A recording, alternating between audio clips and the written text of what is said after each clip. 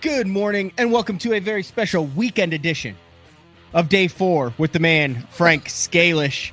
I never thought you would be free on a Saturday in the middle of May, Frank, to actually jump on and do a BTL. Hopefully we can get some live viewers on who are typically unable to listen during the average weekday, but I was in South Carolina, a little outdoor brands team media event on Lake Hartwell, playing with the spotted bass, taking a lot of photos. I bet I tried on 30 pair of AFCO pants for their website. I like the fishing more than the picture taking of, but It was a work week. 100%.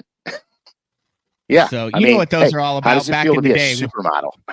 Yeah, take the super part out, and then you've got it there, Frank. But I know back in the day when you had all the deals and the you would have to do photo shoots too, and it's an interesting process.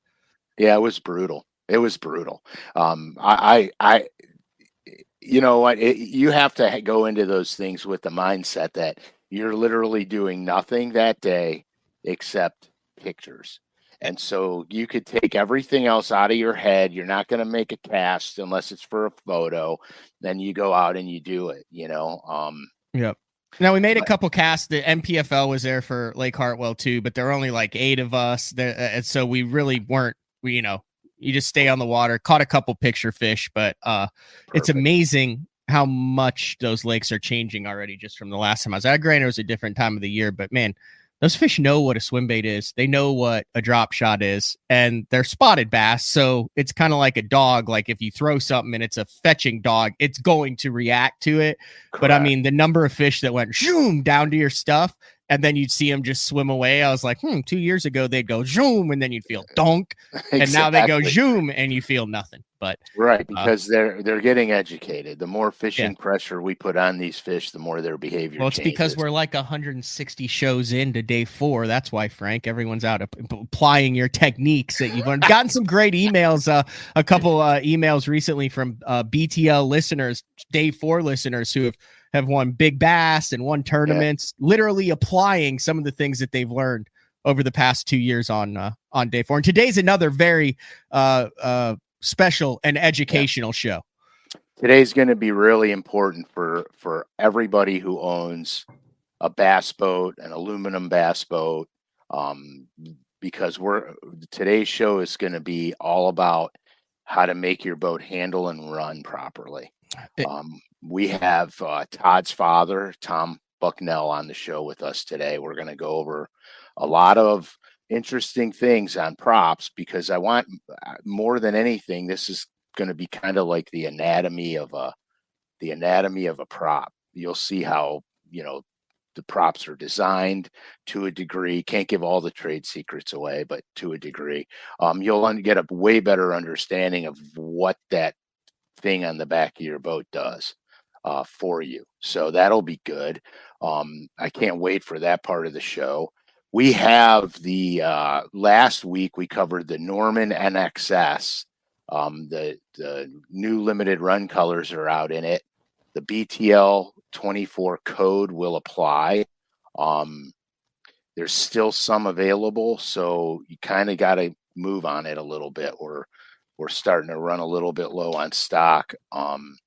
And the colors are fantastic. Which are the new colors here? Because I just pulled up the NX. We should have gone over this in the pre-show. They all look good, but I see some that seem familiar. But there are some new ones in the. Yeah, so if you go to the key headboard where it's got 2 Norman NXSs on it, when you first get to open that one up. Yep. And then click on the. Yeah, okay. That's Envy. Now here, listen. I got to tell you this color. So I designed this color. I have some of the lakes I fish are clearer northern lakes, so I designed this color actually to fish these clear lakes. And when I did the color, I didn't turn it in until I got to fish it, and I absolutely throttled them on it. So I was very excited about that color. That's true gizzard shad. Now that color there I designed to be a real shad imitator. Now what you can't see in the photography is the subtle pearls on the shoulders and on the belly of this bait. So I have different colored pearls on the shoulder and the belly, and that's a beautiful plug anytime bait fish are prevalent. And then, of course, the next one is I forget what they call it, olive orange. Click on the bar. No, click on the drop bar, the choose options. Oh, yeah, I'm clicking on it. This is one of those weird StreamYard things where I can see the click down bar, but you can't. So, like, look at my mouse moving. I am looking at different colors, but you can't see it. Okay, so it's like it'll say orange olive craw, orange belly craw. Yeah, orange belly craw. So this is wild because this is that craw pattern right there is semi-transparent. It's a table rock smasher. Okay. Those clear lakes, beautiful. It's beautiful. And then that one is one of my favorites. That's a bring back color. That's called canary. Yeah, there were a bunch of guys a couple years ago that were all over your case to bring back canary. So there it is. There it is. And then, of course, chartreuse and blue standby. You got to have it. Yep. And then the next color is olive blue, which I'm very fond of olive blue. And then, of course, harvest moon. It's a real nice minnow imitator. And then the next one, I believe, is Evu, which is extra virgin olive oil. That's a killer too. That's a really good color. There's a lot of pearls in that bait that you don't see. And then that's an interesting one. Yeah, that's holy shad. It's semi-transparent. Basically, that bait's painted with pewter, gold, silver, metallic, basically with a light gray back. And that's the old lavender shad, which is that a bring back color? Yeah, it's a bring back. It's a must. It's an absolute must. And of course, chili bowl. Yeah.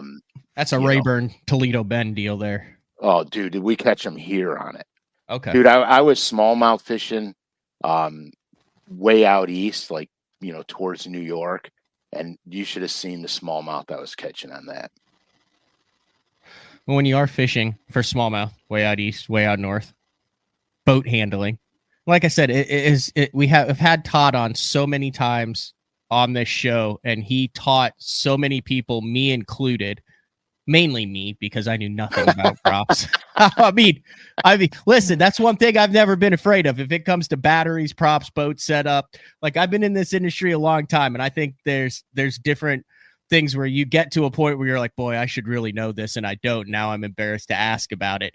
I am not embarrassed to ask about it. And Todd was fantastic at bringing the passion and showing the intricacies and the expertise that it took to get the most out of your boat, whether it's a speed boat, a bass boat, a slower boat, whether you want handling, performance, like that was, and he was passionate about it. And you guys were best friends, and he was a total character, which I could see because we had a little pre-show meeting with Thom, and a lot of Todd rubbed off on Todd. Oh yeah, 100%, including the knowledge. I'm excited for our listeners and viewers to get to see because I mean, Todd was a big part of BTL. Right, he was, and Thom started Hydromotive. Todd came on board, and of course, Thom taught Todd everything, and then Todd was obviously younger, so he brought a different dynamic to the shop. So it's a good mix, and now you guys get to meet the person who started all of it. There he is, right there. Thom, thanks for joining BTL. Oh, you're more than welcome. I'm glad to be on the show. One thing I would like to say before we get going is usually a son tells everybody he hopes he can fill his father's shoes. Well, I hope I can fill Todd's shoes. Todd did a great job on the show. I watched a lot of the YouTube BTL, programs, and yeah. You're going to be just fine. But you're the one who started this whole thing way back. Just a quick little history of, we know Hydromotive. We've seen the 5-blade rough water. We've had, Todd was on so many times talking about it, but you started this whole entire thing. It was kind of interesting how it all did start. Both Todd and myself raced boats pretty much all our lives. And in my 20s, I would be sitting there at a boat race, beating on propellers on a trailer hitch ball to change the attitude of the race boat if it was needed. And I would have other people walk up to me and say, will you do my prop for me? And after a while, it became apparent that maybe we could start a business doing just that. And so that's kind of how the whole thing started. What year would that be? Well, we started the company in 1983, and the racing was back in the 70s and early 80s and in through there.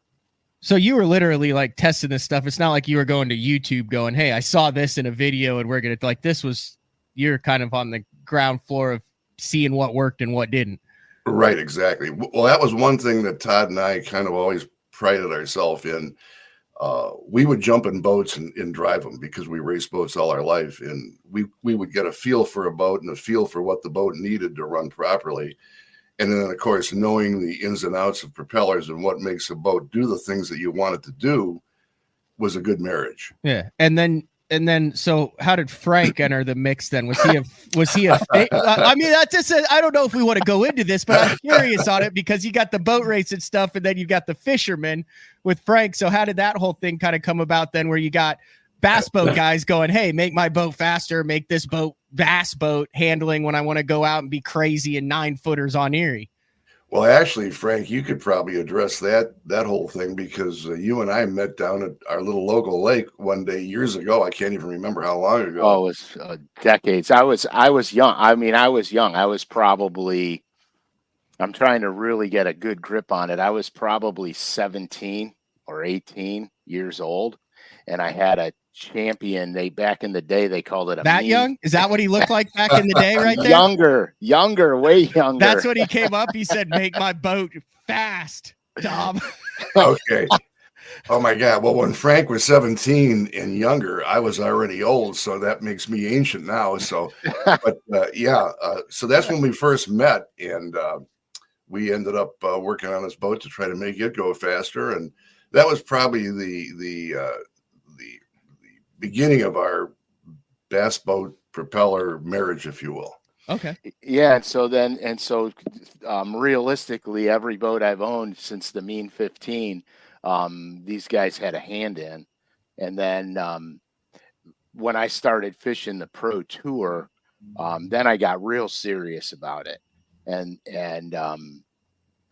so they would like, I had one of my legends. You guys made a 5-blade racing prop for big boats. Right. What was it called again? The quad P5. So I fell in love with the prop, not for any other reason than I thought it looked badass, and I had to have that prop. And Todd's like, it's not going to work on your boat. And so the first couple legends, it wouldn't even hardly move the boat, and I had to go to the quad 4 and blah blah blah. And so anyway, so I got this one legend, and it was different than all the other legends I had in the fact that I almost think it was lighter. I had the spare gas tank put in it, so I lost all the fiberglass in the bottom because that's where the spare tank went. So it changed the balance and the attitude of the boat. And I'll never forget it. We were out testing it, and I said, Todd, bring that that racing 5-blade with you. And he just shakes his head, and we put that thing on, and that boat screamed. I mean, it was a solid 73 mile an hour boat. I didn't care if there was 3 guys in it or 1 guy in it. It ran 73 no matter what. And I fell in love with that prop. And so I was on Kentucky Lake for a Bassmaster event. Lake was down about 6 or 7 feet, and I was launching in a bay down the lake from where we were blasting off. So every morning I would run out of the bay and go to where the blast off was. So I had taken, I always went to the service trailers prior to the tournament, and I would give them Pepsi, water, beer, whatever they wanted. I would just do the whole service yard because those guys worked their ass off for us. So I'll never forget it. So I go to the Mercury and the Triton dude, and I'm like, hey man, check this prop out. It's, however much money it was. And they're all looking at it going, oh my gosh. Ooh. You know what I'm saying? So the tournament the tournament was over, and the lake was nasty bad, and the tournament was over, and I was running back to up the creek to the cabin that I was in. And of course there was a couple of guys, and we started playing, and they wanted a race, and I'm like, oh yeah, because this prop just was grab and go, and I'm like, I'm gonna eat them up.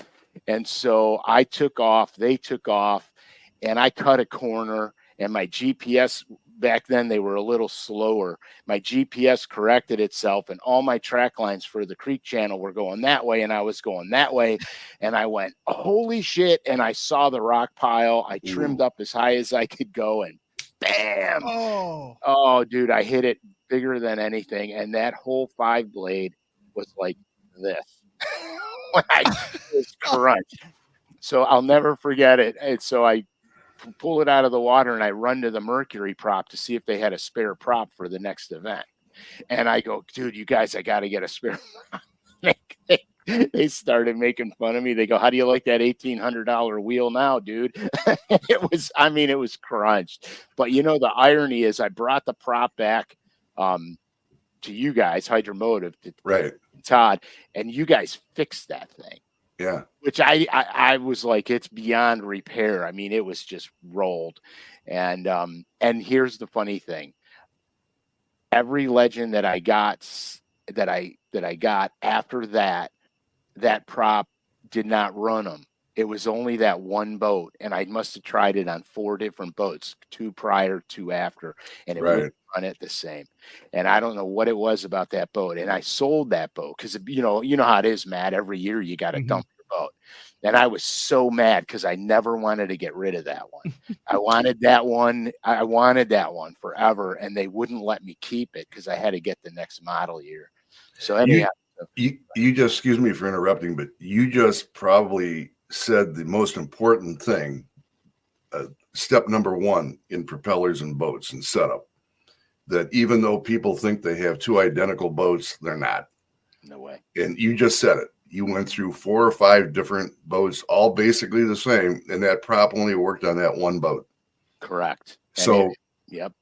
So very often you just can't parrot what you read on the internet or parrot what somebody told you. Sometimes you just have to discuss the application and determine on a specific application what props needed. Right, because that's the one thing I learned, especially hanging around you guys. Just because it's the same model and the same type of boat, same brand, same model, I've not had 2 run the same. Right. Ever. Never. Why is that, Tom? Why is that? Well, there's a lot of reasons. One is weight distribution, of course, is the obvious one because everybody loads their boat differently. Some have more gear up front, some have less gear up front. The other reason is prop and motor height, setback. One boat could have a hook in the bottom, another one might not. I can explain that in more detail later if you wish. There's just a zillion reasons for it. But the biggest thing is that we've noticed as of late that changes the performance drastically on a bass boat, even a boat that the same customer owns. And we've struggled with this for the past year or two. Everybody is going to lithium batteries.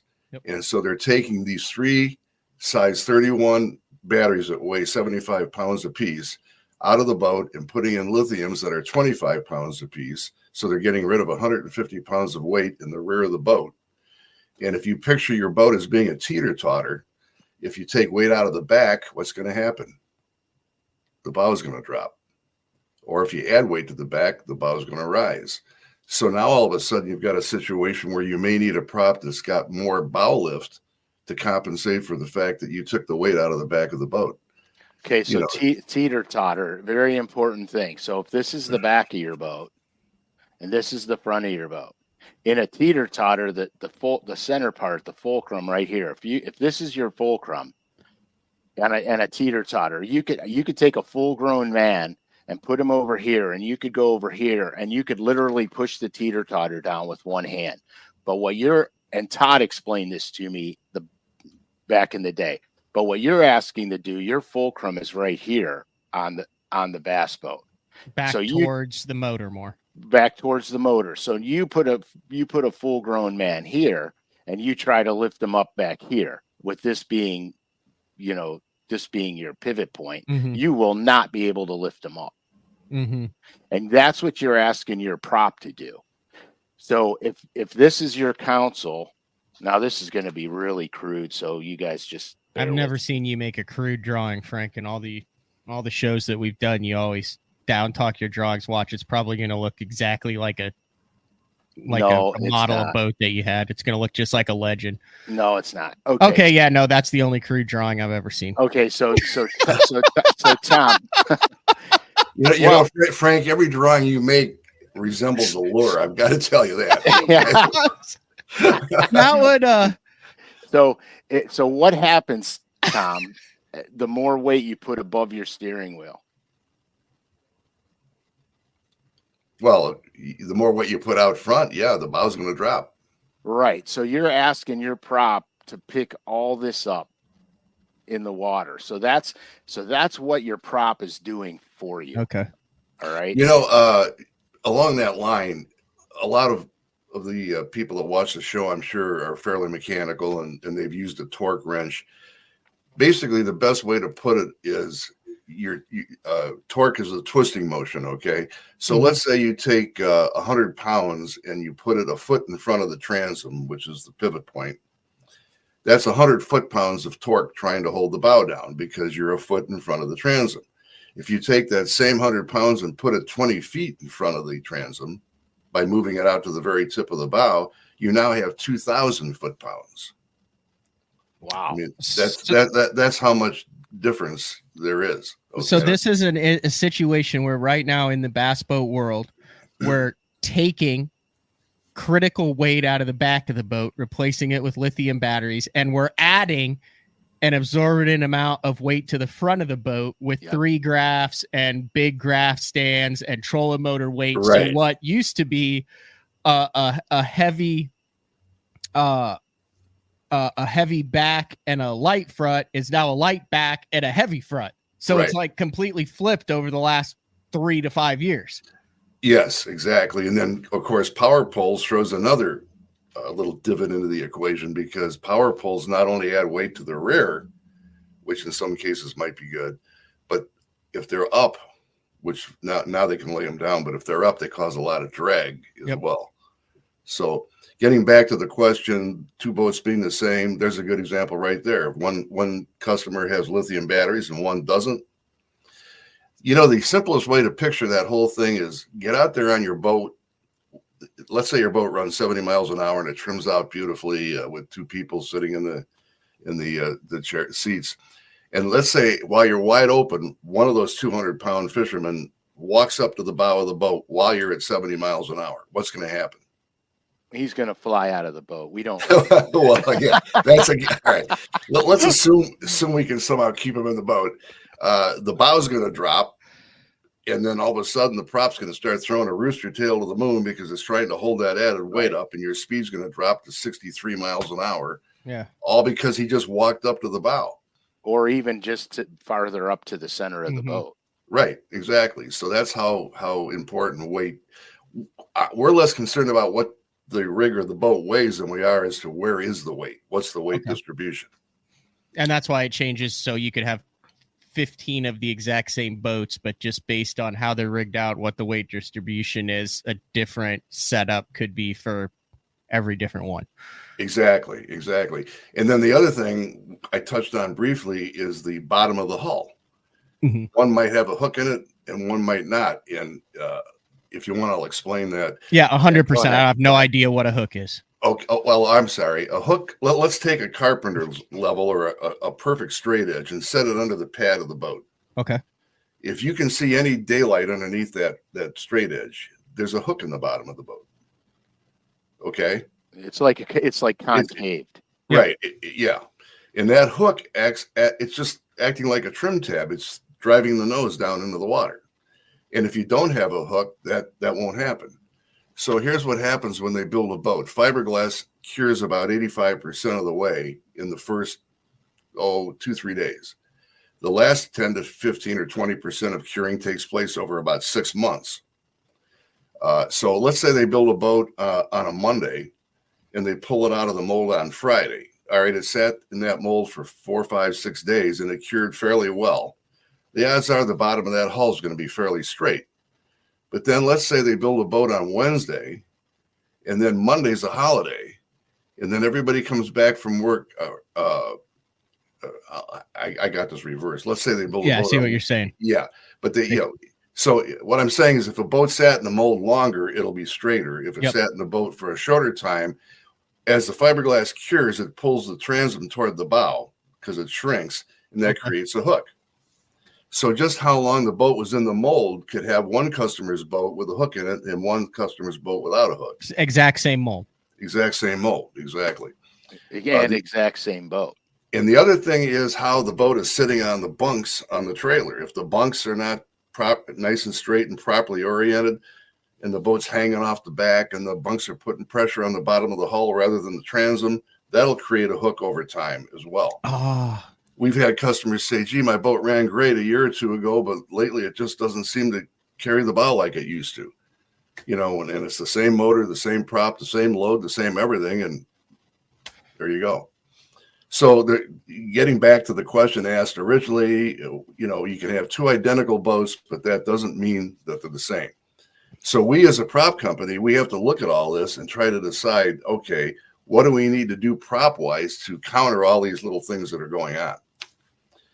And I guess the best way to put it is we've got customers that call up and say, Mercury props are junk. I hate them. Hydromotive props, are the bomb.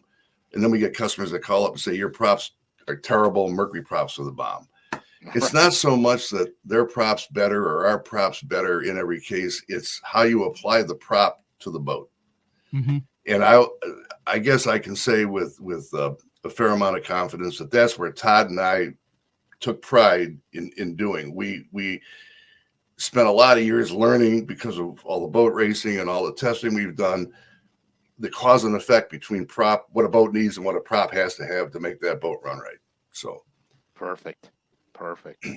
And that's an experience thing, because the only way you can do it is to get in the boat and feel the differences, because if you haven't been in thousands of different boats with different setups, you can't get in it, run it, and feel, when it feels or when it runs like this is how you change this, or this is how you change this. So it's those little tweaks that only can be recognized and corrected based on time on the water and experience in a vessel. Exactly. Yep. Right. So every time I would every time Todd and I would go out and test props on one of my boats, Tom was always on speed dial. We'd run the boat, and I always get hydraulic jack plates, because once you find, I think mine's 3 1/4 below the transom is normal. Once you find where the setting should be, then you could take your jack plate and go up and down from there to get different results. And so we would level everything out, find out where it wanted to be. I'd look at the gauge, see what mark I was on, and I knew that was ground zero. That was where, if all things were perfect, that's where the boat would be. Then we would take it out and water test it. We'd raise it up, lower it down. And when you raise it up a little bit when you're running, you look for RPM increase, speed drop. That means you're too high. Your RPMs went up, but your speed went down. So now we're slipping. We're too high. We bump it down a little bit, and we watch the RPMs and the speed, and all of a sudden the RPMs are where they're supposed to be. Your speed numbers go up.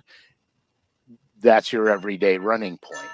And then in rough water scenario, we go down from there, because you got to get more of the prop in the water. You got to get the boat hitting on the V part of the boat, not on the flat part, to smooth out the ride. But we always know where the best setting is, because we tested it and we know what number it's going to be on. And that's where it is 90% of the time. And so that's kind of how we would do all that stuff. And then Todd would call his father, Todd would call Tom, and Tom would go, what are the numbers? And we're running at 59 We did this last time with Todd, the last show that Todd was on. He asked me my numbers, my RPMs, the whole 9 yards with it. And he came based on that formula. He said that I was getting fairly good performance out of the cat with the prop that I had on it. Correct. That's what you're talking about, right? Those numbers? Right. Basically what those numbers are doing are giving you an inside look at the slip. Yep. And the slip is kind of the key. We'll get customers that will call up and say, I'm running a 30 pitch, whatever, and I'm running 80 miles an hour, and I want a new prop for my boat. And we'll sit there and say, okay, give us the numbers, just like we talked. And then we'll come back and say, you need a 26 pitch prop. 26, I'm running a 30 now. What are you talking about? Well, if you reduce the slip 15% and you're turning, say, 6,000 RPM, that's 900 RPM. Slip reduction, and 900 represents, if you look at 200 RPM per inch of pitch on a propeller, that represents what, 4 inches of pitch. So you're going to drop from a 30 to a 26 and get the same or better performance without all that slip. So that's a key thing, slip. Right. So here's the thing. Okay. So if you're running down the lake and your rooster tail is way above the cowling on your motor. I do this every single time that I'm running wide open. I look behind based on the exact show that you and Todd did, like what the very first time he came on. Right. You're way over trimmed. You're getting a lot of slip. You're blowing the water way over the cowling. Your rooster tail literally should be about right at the top of the cowling. Level with the cowling. Right. And then you're running at neutral trim. The higher you trim it up, the higher your rooster tail goes. And the problem is when you're over trimmed, what are you doing? You're pushing that rear of your boat down into the water more. And so you really want to run as close to neutral trim as you can. And if you have the right prop set up, you're able to do that. That's right. Yeah. Before we went live, you went and grabbed, I want to get into that because I'm not sure what you grabbed, but it looked pretty cool. They were like molds or something. Well, actually we call them RP props, rapid prototype props. And we do this on we used to do it by hand, but now it's done on a 3D printer where they can actually print out wax or plastic models, if you will. So you take the information that you want to input into the 3D printer based on pitch and rake angle and cup configuration and blade style, and all that goes into the 3D printer, and you end up with a sample such as this. This is it's a waxy type plastic material, okay? That's cool. And you can sit there and take this and actually in a 4-blade version of it or a 3-blade version of it. This is just a sample. And you can take this and dip it into the ceramic slurry, which is how you build props.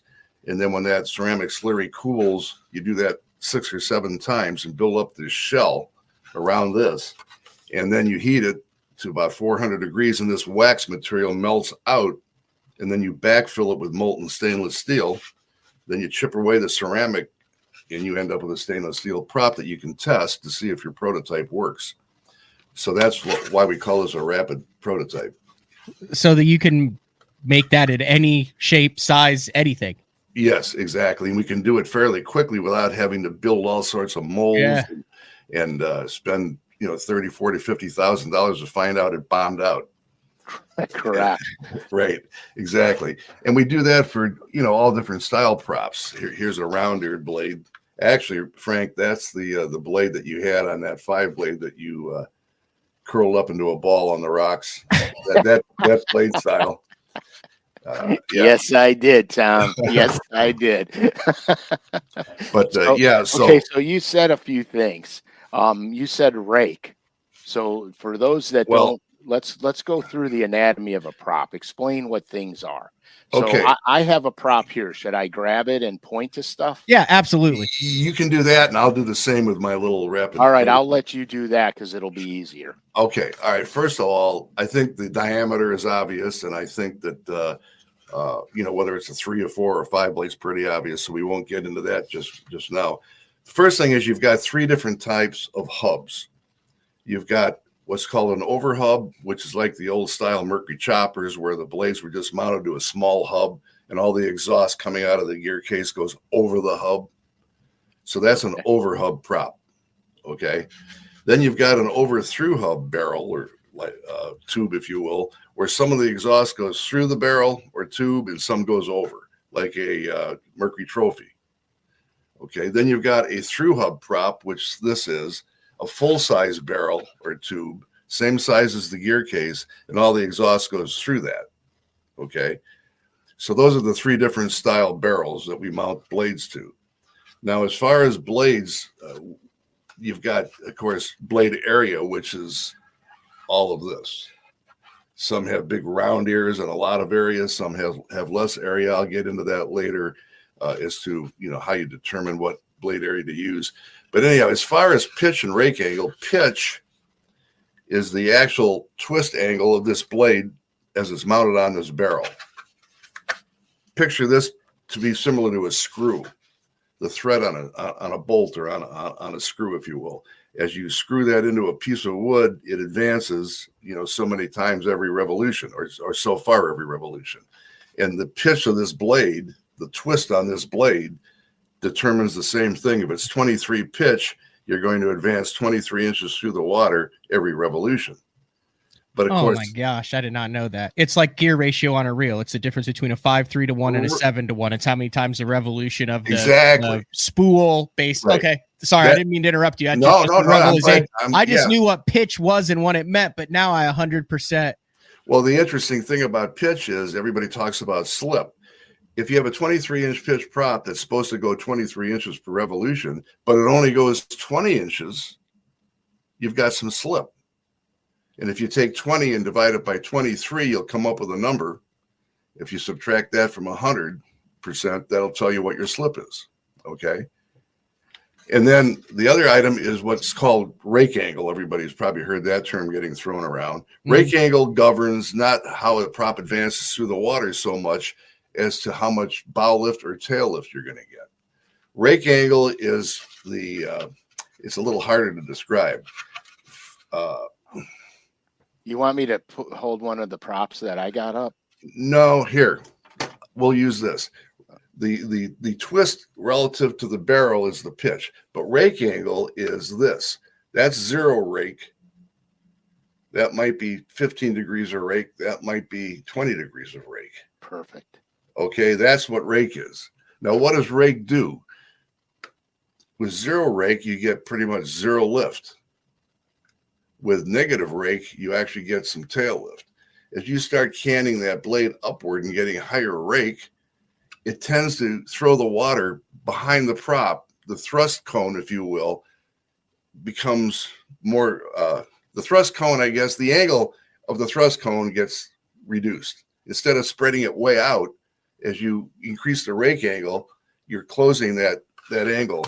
If water's coming off the prop like this and you increase the rake, it's going to come off the prop like that. So it gets narrow and it gets narrower.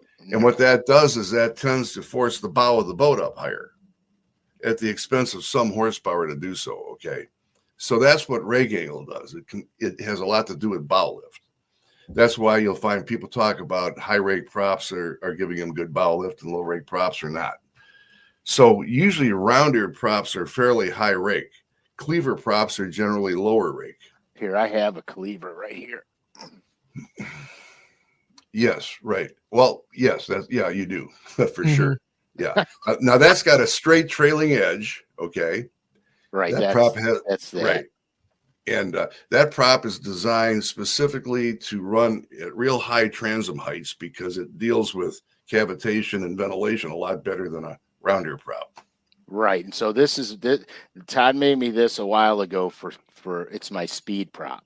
So I raised the jack plate really high on it. Right. And it'll run at those higher heights quite nicely. And yeah.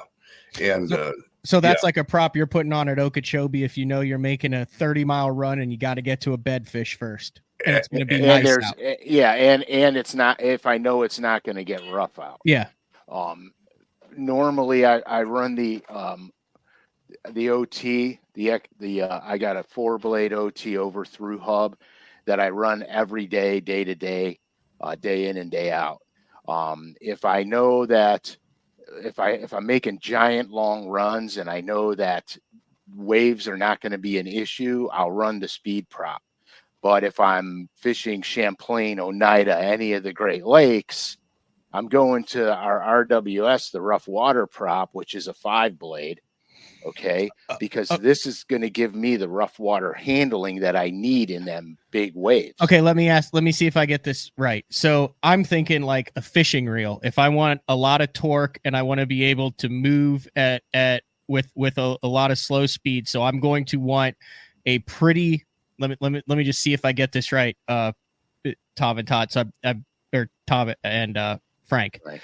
I'm taking this just based on a fishing reel. So if it's going to be rough water and I'm going to want to make sure that I'm keeping my bow up, but that I'm getting a lot of torque and power so I can maneuver my boat in those rough waters, I'm going to want a fairly steep rake because I want to get bow lift.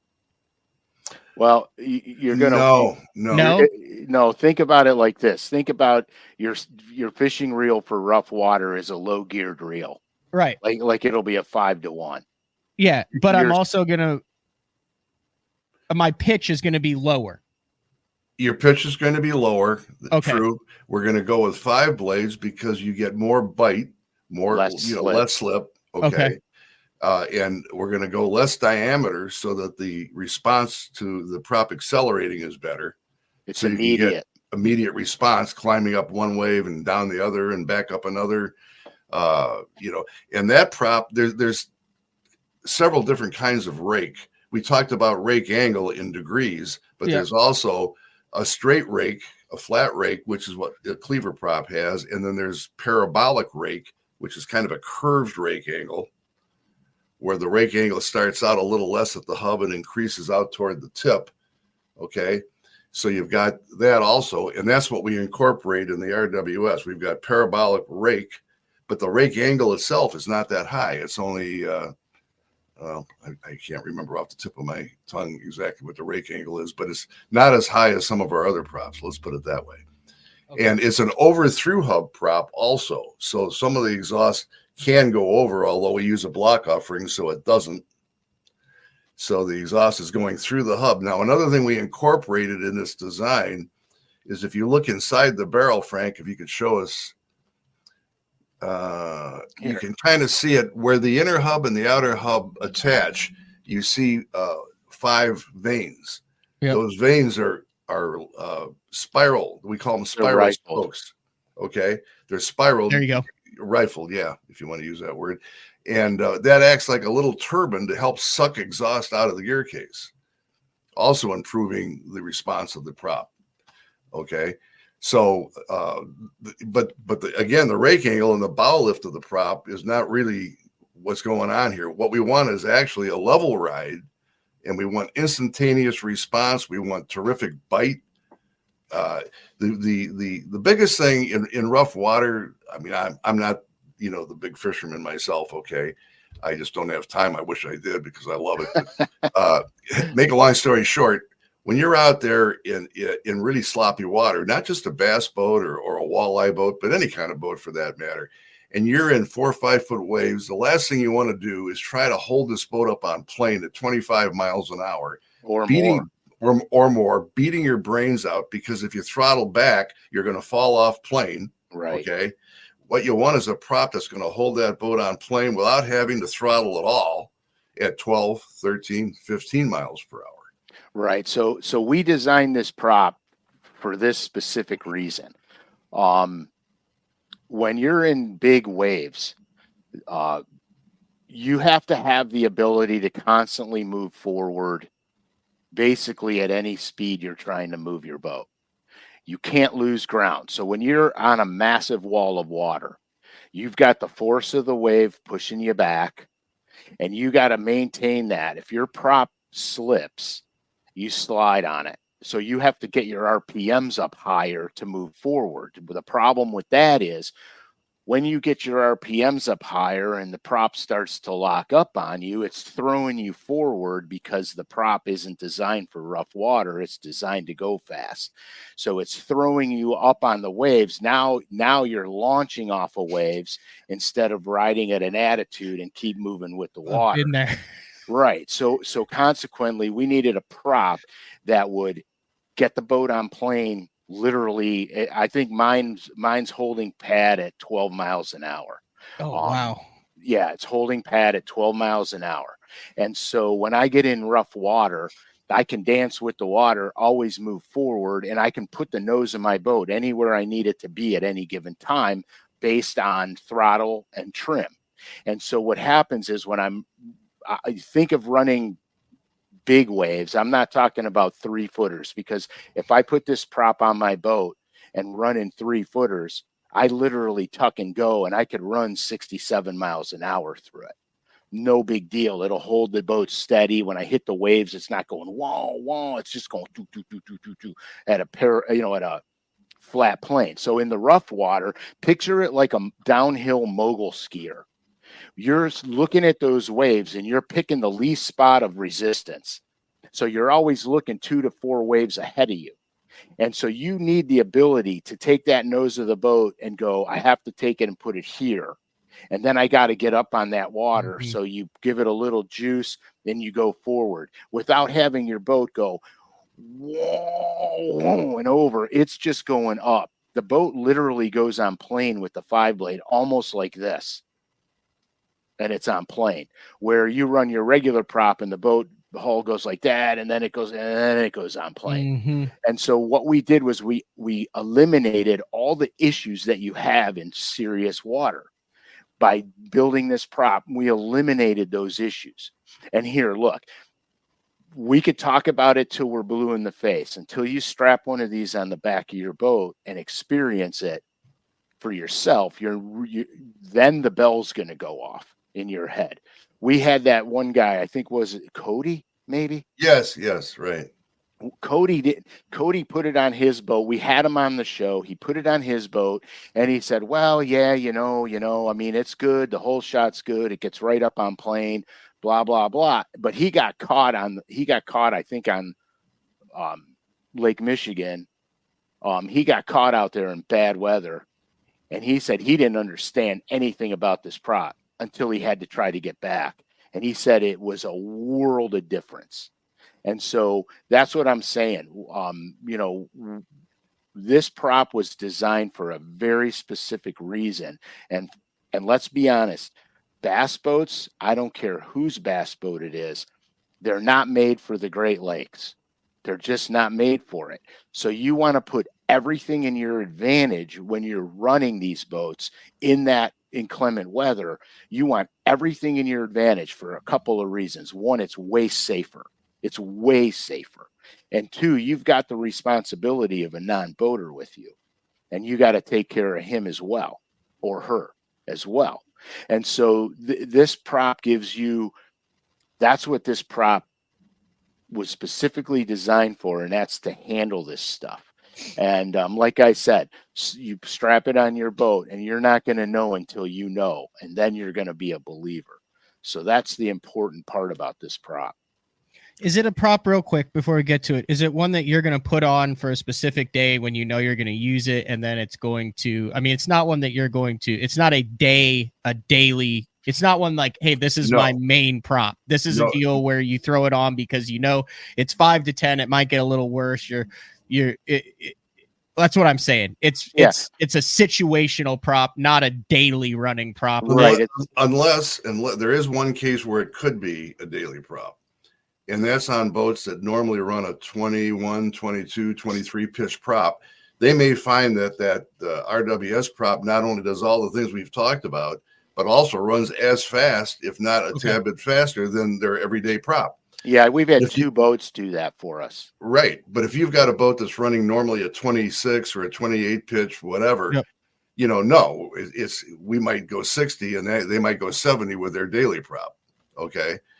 But the thing is, when you get out there, as Frank was talking about, in that really bad water, you're not going to go 70 miles an hour. No. Yep.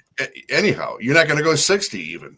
You know, so what you want to do is get a good, comfortable ride. You know, and of course, in a bass tournament, if you get caught out there in really bad water, I mean, if you know you can get back faster than the next guy, you can spend more time fishing. Am I right? Yeah. Oh yeah. Yeah. 100%.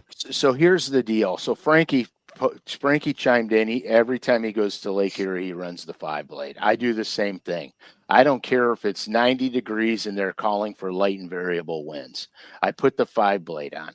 Anytime I'm on the big northern lakes, or even like Okeechobee that gets rougher than crap on certain wind conditions, I run the 5-blade, because here the speed loss that I get on a flat lake, it's so rare the lakes are flat that it's really never comes into play. I've never said, oh, I wish I didn't put the 5-blade on. I've never said that in my life. And here's the other thing too. You get up on plane and shallower with the 5-blade.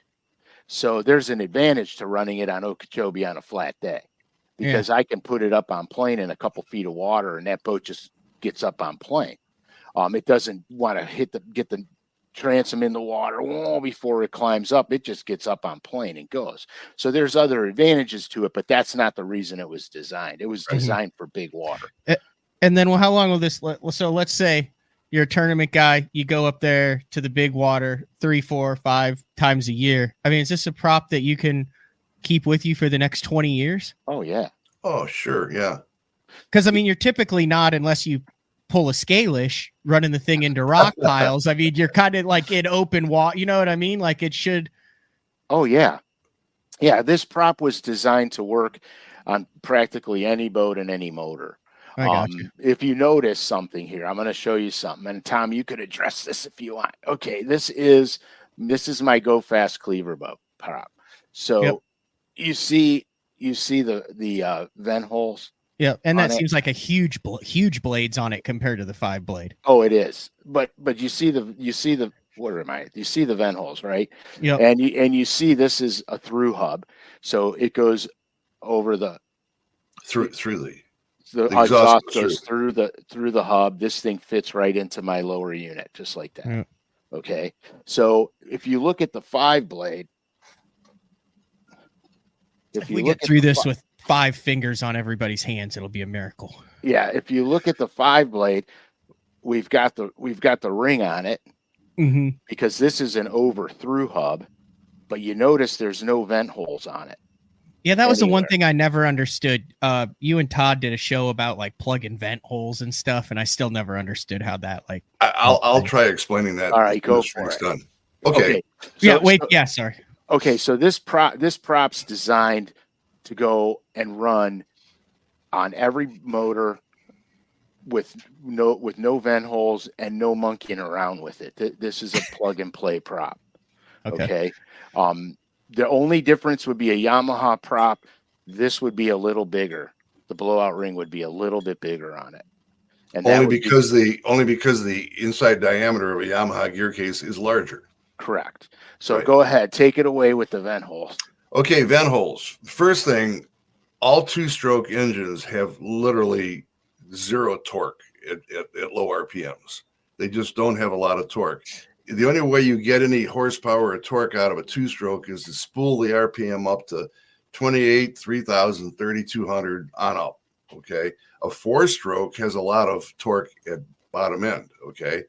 Now, the other thing that controls torque, let's say we're talking 2-strokes that have very little torque at low RPM. You take a Yamaha or an OMC engine that are 3-liter, 3 2-liter, 3 3-liter, instead of 2 5-liter like the old Mercury's. Okay, those engines do have more torque than a 2 5-liter. Okay, even though they're a 2-stroke, but still not a lot of torque at low RPM.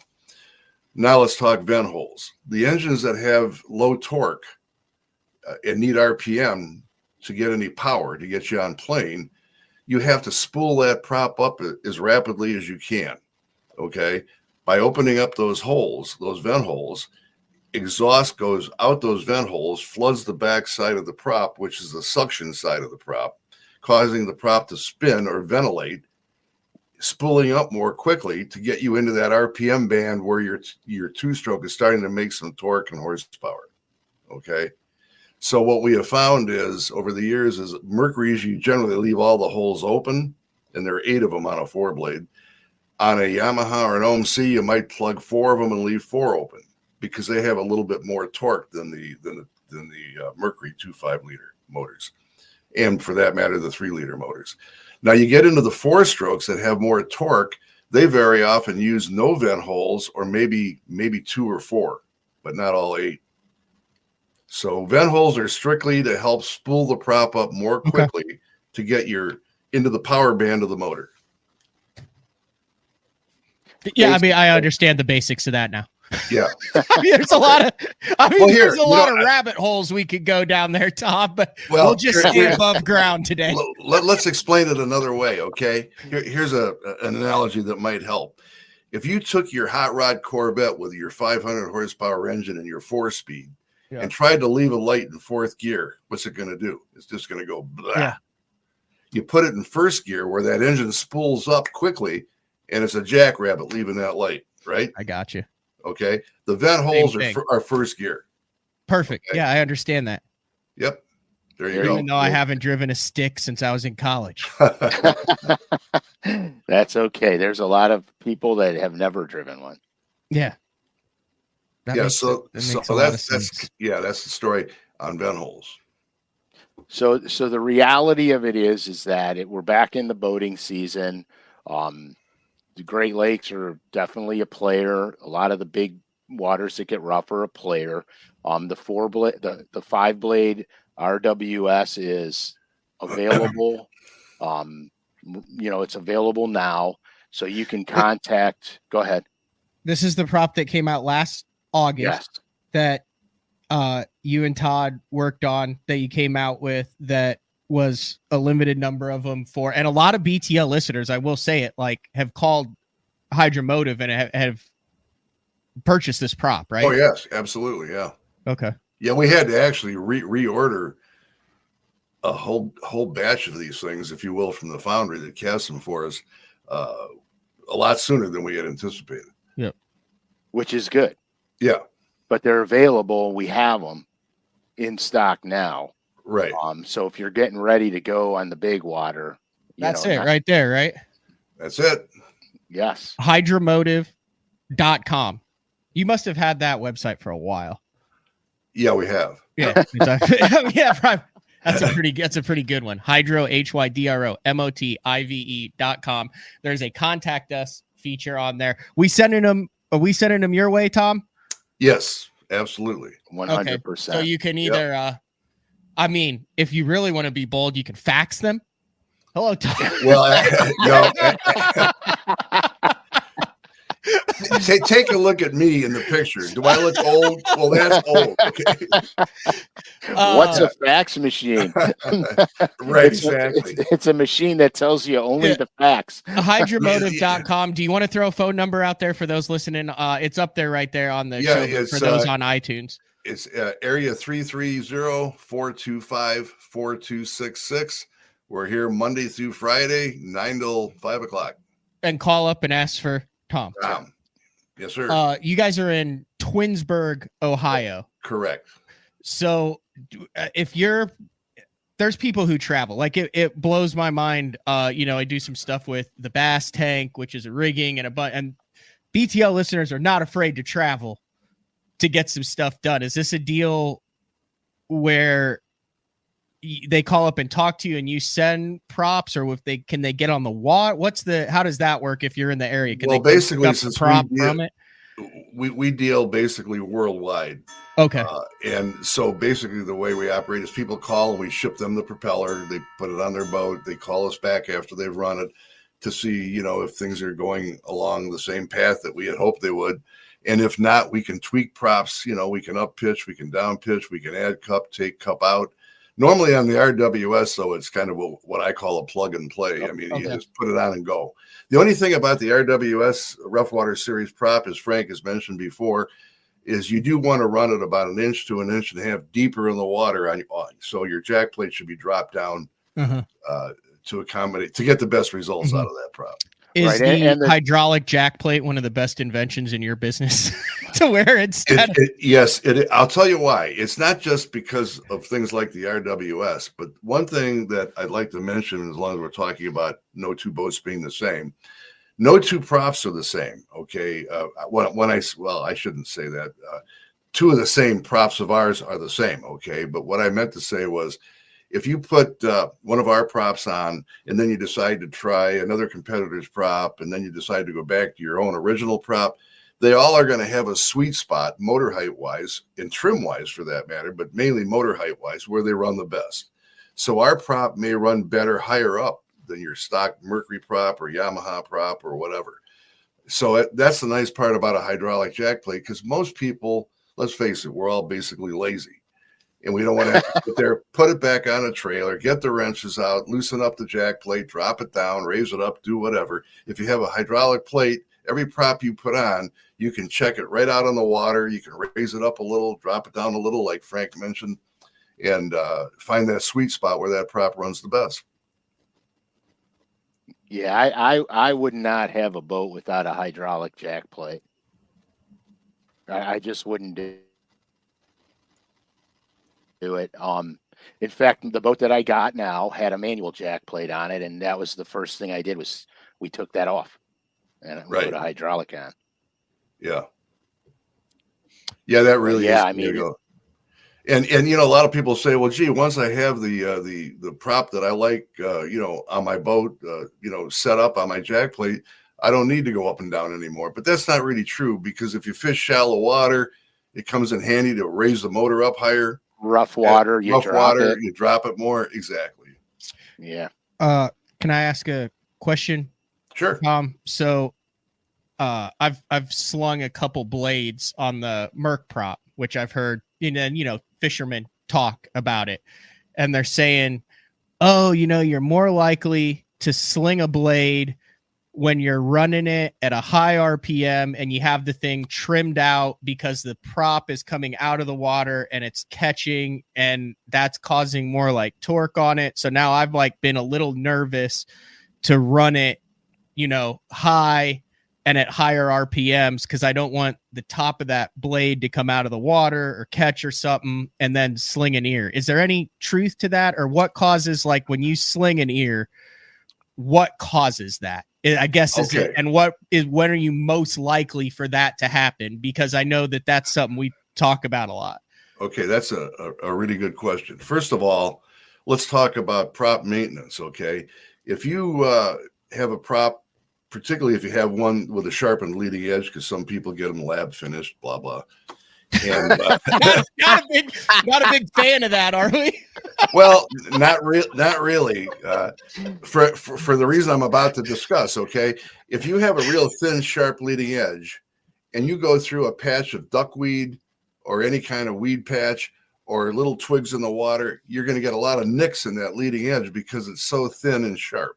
Okay, and those nicks are what we call stress risers, and they lead to cracks. Cracks will propagate from that little nick in that leading edge and all of a sudden run right up the blade. A good example is if you're driving down the road and a stone hits the windshield of your car and you get that little ding spot on your windshield, and then come winter, all of a sudden, you get a crack 3 feet long across your windshield. That little ding was a stress riser that ended up leading to that crack. So one thing you want to do is make sure your leading edge is free of lots of nicks and dings. And at the end of the year, it's a good idea, if you can't do it yourself, that you send your prop in to get that addressed, because you don't want to lose a blade. Getting back to your question about height or trim. The trim, yes, that has somewhat of an effect. Motor height probably is the largest killer of props, particularly if you're running them extremely high. From what you're talking about, Matt, I don't really think that's an issue. But what happens to a blade, all propeller blades are more than strong enough to handle any horsepower that you can put through them. What cracks a blade on a propeller is what we call fatigue failures. And that's when that propeller blade is bent back and forth a zillion times a minute, especially if there's a crack in the leading edge. And if you take a coat hanger and bend it back and forth enough times, eventually it's going to break. Okay. So that's what kills the prop. Now, by fatigue failure, let's take a prop that's running one blade's out of the water, one blade's in the water on a race boat. Mm-hmm. Okay. When that blade, as you already mentioned, when that blade comes out of the water, it's not loaded anymore and it springs back to the rear. Okay. When the blade dips back into the water, it flexes back toward the bow. So it's doing this back and forth a zillion times a minute. And that's what's going to break a blade. And then it, right. Exactly. And if you see a crack in a blade, don't run the prop anymore. Immediately get it fixed. We can repair cracked blades. We can. In fact, that answers the question perfectly. Yeah. So, but guys that are running just slightly with, a little bit of the tip out of the water and trimming their boats, that generally they're not going to have a problem. Frank, have you ever cracked a blade just running normal? I've thrown an ear before. For sure. Never one of your blades. But I threw an ear on my Yamaha. And I threw an ear on my Mercury. Oh, that brings me to another thing I should mention for everybody that is interested in any hydromotive prop. All our props are heat treated as standard, and not everybody does that. That just make them stronger? Yes, correct. That's right.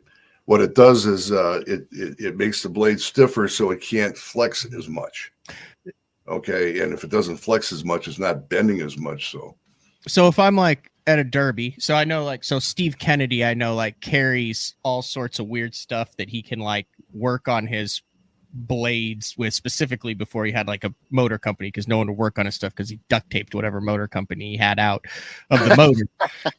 But I say that to say this, let's say I make a sketchy run and I do notice that I've got a nick in it, not a crack, but a nick or something. Is that something that I need to is that something that all serious anglers should be able to handle on their own at the end of that day when they see the prop? And what do I need to all right, if the nick is just really minute, they can take a little emery cloth or whatever, or crocus cloth, and just kind of wipe the leading edge, round it off a little bit. But if the nick is like an 1/8 inch deep, no, you don't want to file it out, because then you're losing blade area. Okay. And if you lose blade area, you're going to lose two things. You're going to lose the ability to propel the boat forward because you don't have as much blade area in the water. Okay. But also too, and we haven't talked about this yet, we talked about pitch. Okay. And I mentioned the angle of the blade relative to the barrel or tube of the prop. There's several different kinds of pitch. There's flat pitch, where it's the same pitch at the leading edge of the prop as it is toward the cup. And then there's pitch progression, where the pitch starts out lower at the leading edge. And by leading edge, I'm talking about the part that slices through the water.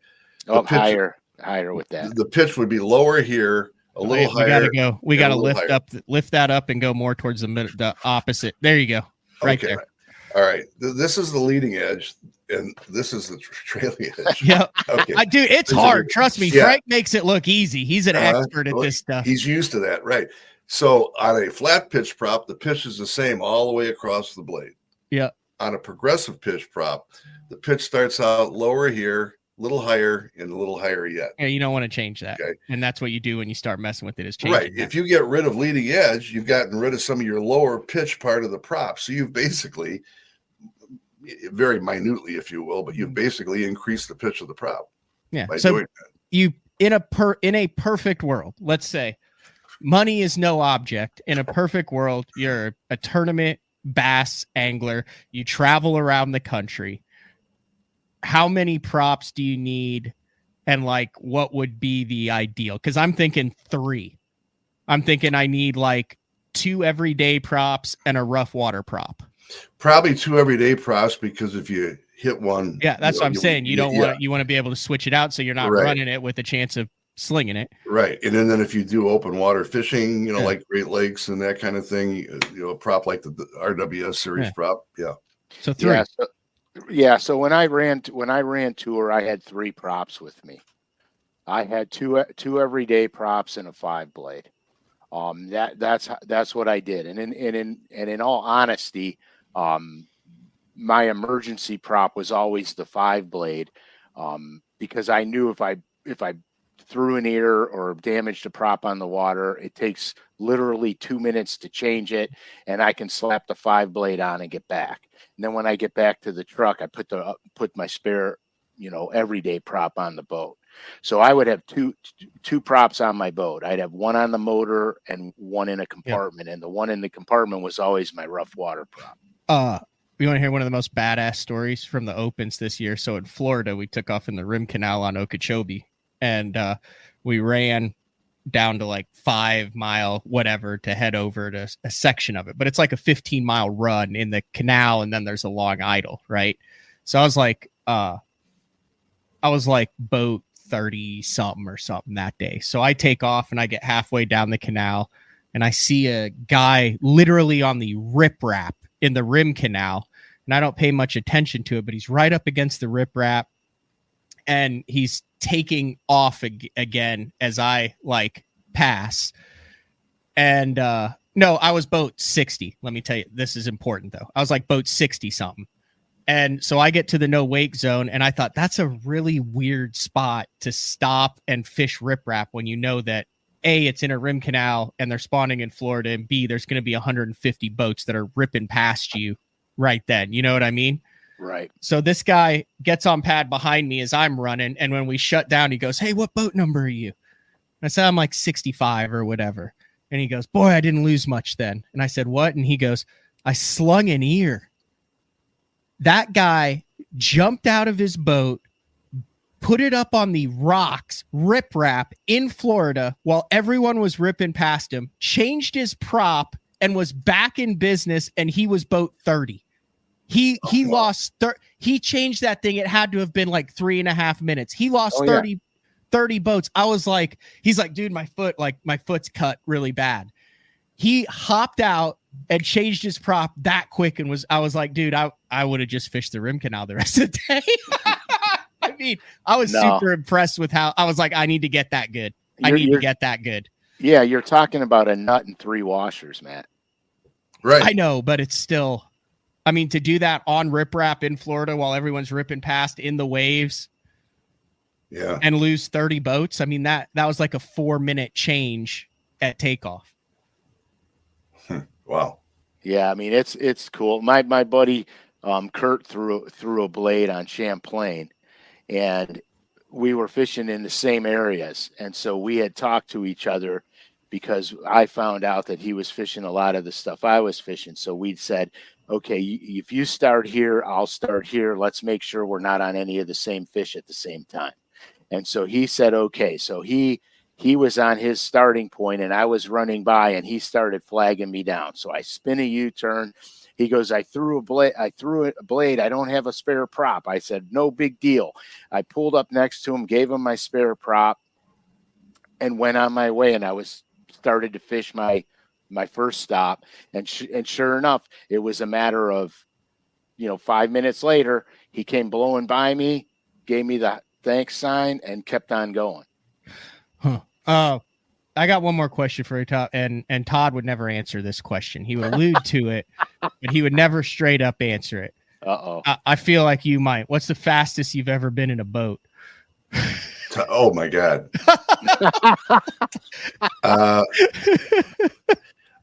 And right. If there's a story with it, we'd love to hear the story. Okay. All right. There is a story to it. In one of my race boats, I raced a class called SST 120, and that boat ran about 118, 120 miles an hour. The Allisons that we have at our shop run between 110 and 120. My little race boat runs about 80, 85. And then the fastest I've ever gone is 153. Oh. And that was actually in a unlimited hydroplane called Miss Madison, if you may recall that boat, if you're into unlimited hydroplane racing.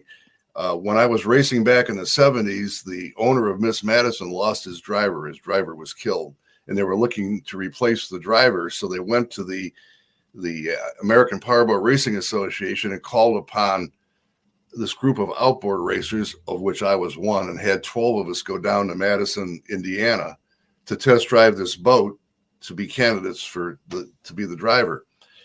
And back then it was this 35-foot wood hydroplane with a huge Allison aircraft engine sitting in front of you, and you're sitting behind it with a steering wheel that looked like you were driving a damn bus.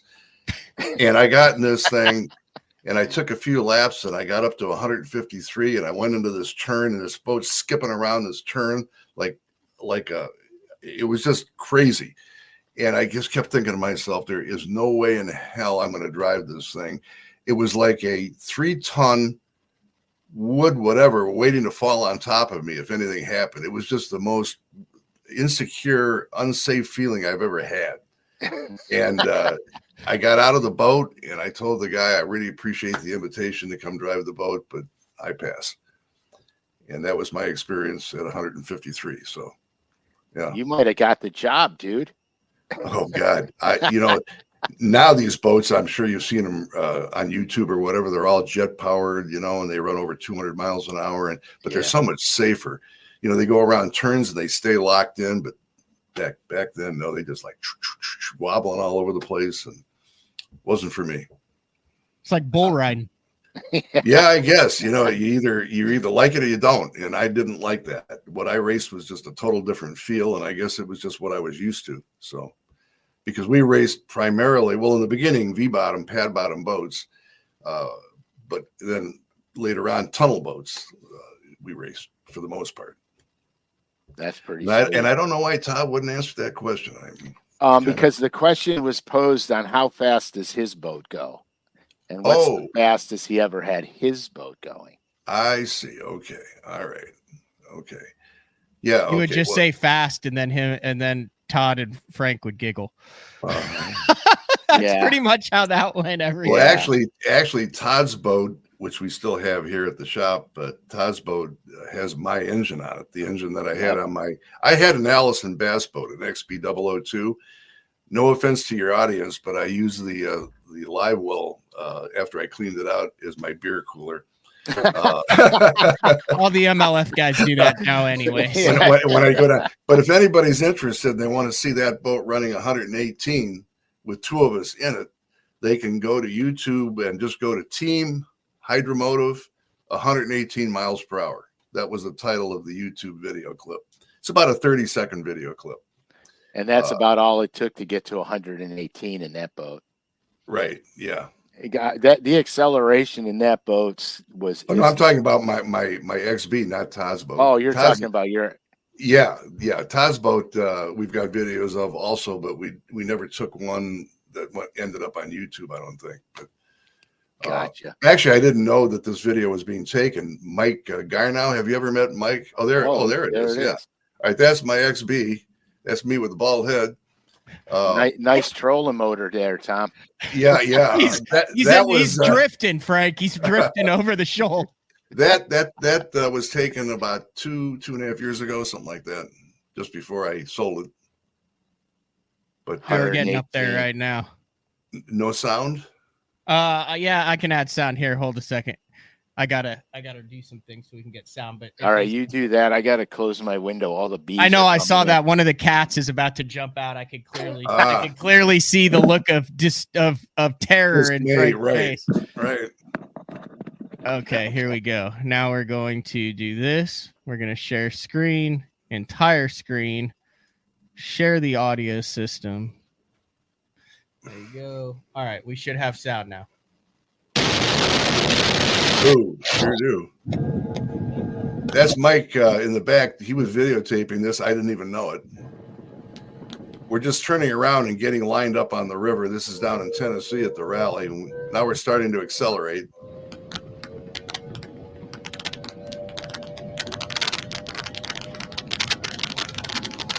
It does feel much faster with sound.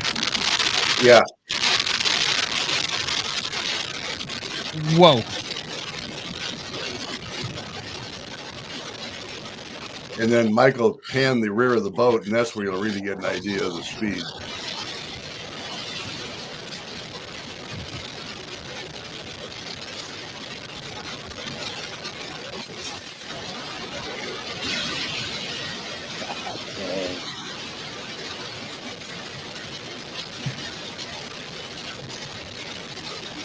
That was at 9,450 RPM with a 175 gear ratio and a 25 pitch prop. One of ours, I might add. What's so funny, Frank? Nothing. I just know the sound of that motor. Yeah. Well, that's the motor that's on Todd's boat now. Right. That's what I mean. I know the sound of that motor. Yeah. You've been there. Oh my God. Yeah. Okay. So let me ask you a question. So when I drove the thing, okay, the faster I went, the less I could see. And, you know, I lost all my peripheral vision. So when I was driving it, I had a small window of clarity in front of the boat that I could see. Does your peripheral vision go down when you drive it? No, I think that's just what you did psychologically or mentally. Your eyes just did that. Okay. It's not some physical thing that happens when you're driving it. Okay. Or it shouldn't. Okay. You know, you were looking ahead. You were reading the water is what you were doing. Correct. You know, because at that speed, you got to be reading. It's almost like driving a car at 100 miles an hour in the dark and in your headlights. You've got to look ahead of your headlights because you come up on what you just saw so fast, you know. Right. That's what it was. I was so paranoid because, and I didn't hit 100. I think I only did 92. I mean, Todd broke 100 with me in it, which was, we were laughing our asses off. But anyway, so he's like, just get in it and drive it and don't do anything fast. Take your time, baby it, blah, blah, blah. So I did all that. And then he taps me on the shoulder and he goes, trim up.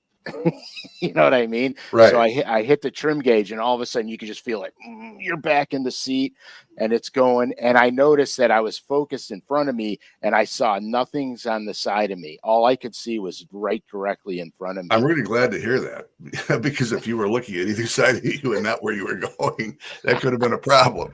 But well, yeah, I mean it, and you're right. I mean, you people don't understand. You pass stuff so fast that you literally, like, you got to look so far ahead of you because if you see waves coming the wrong way, you got to slowly slow down. You don't just, at that speed, you don't just take your foot off the throttle. No. There's two things that, and this applies to all your audience that drive bass boats. Two things that you want to do when you're accelerating and you start trimming out, you trim it a little bit, let the speed of the boat catch up, then you trim it a little more, let the speed of the boat catch up. You don't sit there and hit the throttle and just slam the trim all the way up. That's the best way to end up getting thrown out of a boat.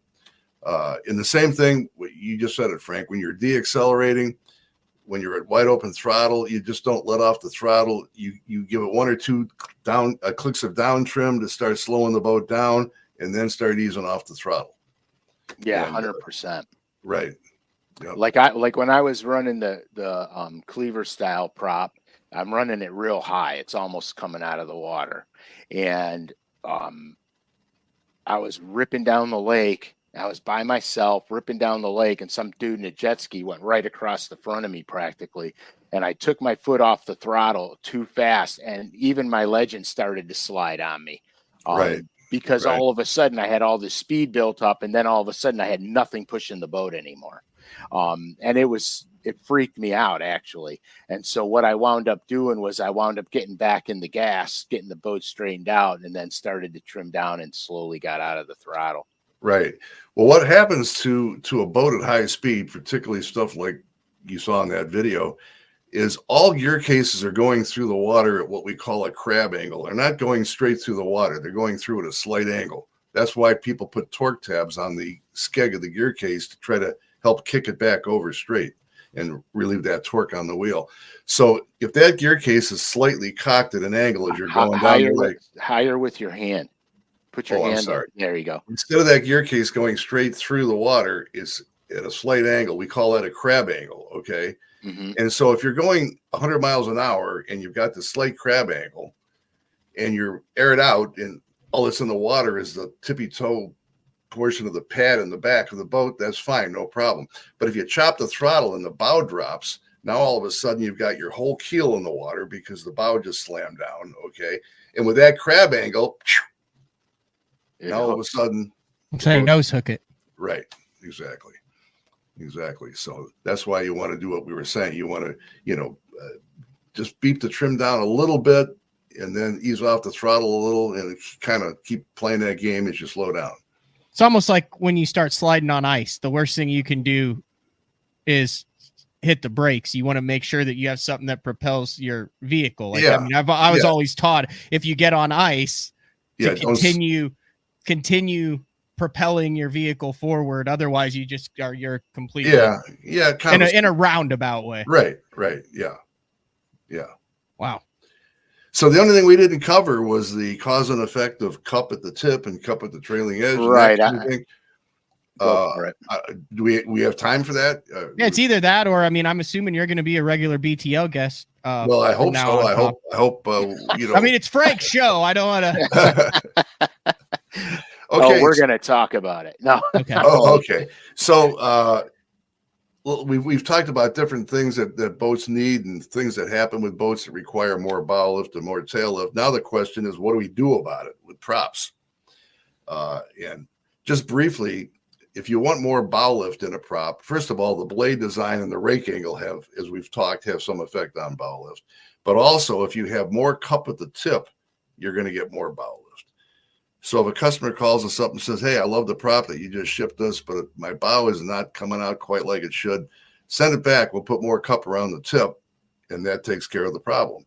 Or we can remove cup at the trailing edge, which gets rid of the tail lift and settles the back end down. So in the case of guys that have lithium batteries, we end up having to use less cup at the trailing edge because they don't have as much weight in the back as they used to, and we don't need to lift it up as much. So we can kind of steer the bow up and down and the ass end of the boat up and down with what we do to the prop. Perfect. So if anybody has questions and is in need of a prop, they can just call you at the shop then. Right. So if anybody after this show, if anybody has real major questions, you guys can, call Thom and he could steer you in the right direction. And I'll be the first to say that if we analyze the application and we discover that there's low slip and the attitude of the customer's boat is good and everything's, we might tell them, hey, we can't really do any better. Mm-hmm. Right. Or if we can, it's not enough to be worth spending $800-900 for a prop. So we're not going to lie to the customer. It doesn't do us any good because we have a return and exchange program. And if we send a prop out that the customer doesn't like, if he can't send it back, our credibility is going to go down the tube. We want customers to be happy with our prop. If you don't like it, return it, 10% restock. If you like it, but you want to exchange it for another one, we do that for $20 and the freight back, and you can exchange the prop for a higher or lower pitch, whatever the case may be. Right. So, yeah. That's excellent. I see Matt's looking at a bass boat right now. Yeah. I'm on the Hydromotive site looking at some of the pictures from the past. Okay. Like you have the bass boats, others, sport boats. There's just a lot of cool pictures on the site. And then also if you want more about that rough water prop, I pulled that up earlier, but hydromotive.com for all the contact information. And then you can also go into like the here, I'll pull it up here. 1 second. There it is. And then you just go into the products and then click on propellers. And there's the Intimidator Rough Water Series 5. Talks a lot about it. There's a bunch of information on it. That's the one that came out last year. Right. Correct. The RWS. Yep. Rough Water Series. Yep. All right. This was a heck of a show. Yeah, good show. I liked it. I enjoyed being on. I really thank you guys for having me. It was great. Well, we won't make you a stranger. No, next time you come on, I would like to go into I'm in a tournament down south. I know it's going to be 3 to 5 miles an hour, and I plan on running 70 miles an hour. Let's set this sucker up for speed. So we do a lot of the rough water stuff. I mean, is there enough there for a show to get a speed and performance show out of it? Sure. We haven't done that one yet, have we, Frank? No, we didn't. We haven't done that one yet because I'm really a proponent of rough water handling. You know, I wasn't always looking for the most mile an hour I could get out of the boat, but I run a cat and I fish 240 boat tournaments 9 times a year. Sometimes you got to get there first. Yeah, no kidding. Yeah. In fact, Matt, you should bring your boat down and we should run it. I know it would have to be. Yeah, it would have to. Yes, I agree. The only problem is as I'm driving up there, that's the 4th of July weekend. And we all know how nuts you get on 4th of July. Right. You don't want to be out there on the 4th of July. No, not at all.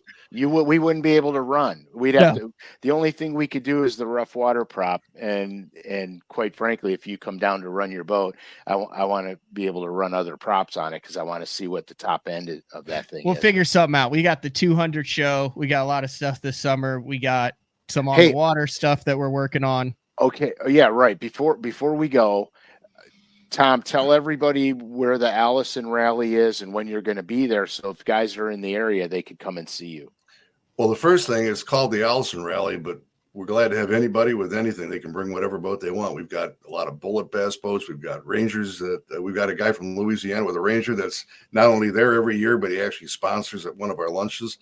But the Allison Rally this year is from July 13th through the 20th of July.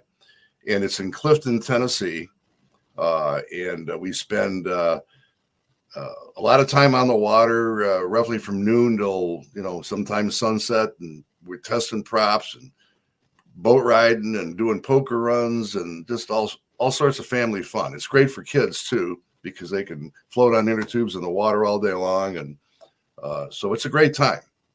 Yeah. So if you're in the area and you have, questions or you want to see Tom, stop by. So it's just a bunch of dudes just ripping around in an Allison for a week. Well, it all started actually, Matt, when Todd and I decided we were going to go down south, okay, and we were going to bring a bunch of props with us, and we were going to go to this Allison Rally because we had an Allison boat at the time. Yep. And to see if we could, and also the bullet rallies, I might add, that they were having down there at the same time, and go into the parking lot and let these guys try props.